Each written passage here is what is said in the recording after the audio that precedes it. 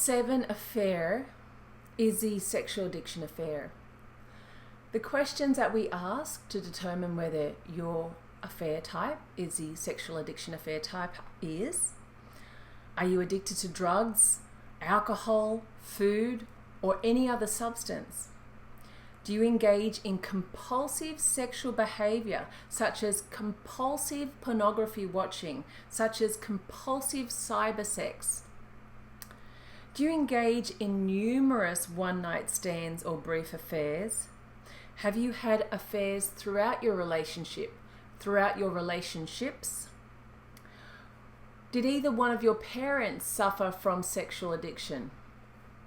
Were you sexually abused as a child?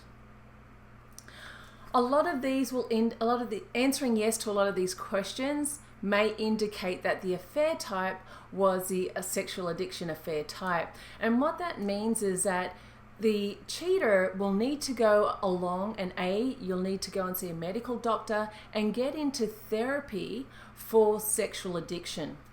There's a lot of good programs out there that are available to sex addicts, because sexual addiction isn't just you like to have sex, because every healthy adult likes to have sex. Sexual addiction is a compulsive need to have sex, and somebody that's truly an addict of anything knows where they are on that addiction cycle. Their partner will also have noticed a change in their behavior depending on which stage of that cycle they're on.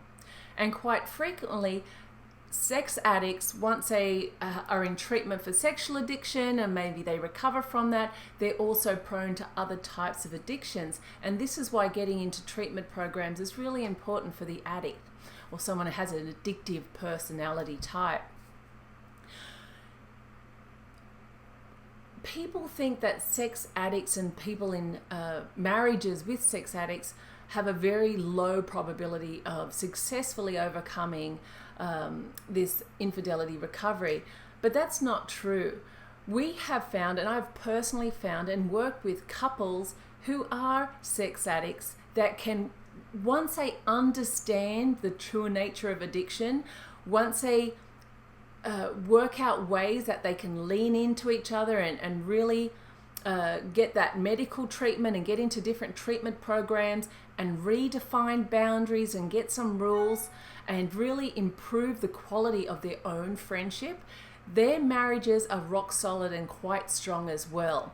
So we give a sexual addiction affair type quite a high chance of probability surviving and thriving in the future. So if sexual addiction is your issue and the reason why you had affairs, you can really rest assured that our program is really going to help you, but you will need to put in the extra effort to go and join a group. Go and get a therapist of the same sex who you can talk to about the addiction. That is really important. You're going to have to work with a coach or a therapist on really believing in yourself, on feeling good about yourself, on learning better communication styles and how to ask for what you truly need, which is common with most relationships anyways.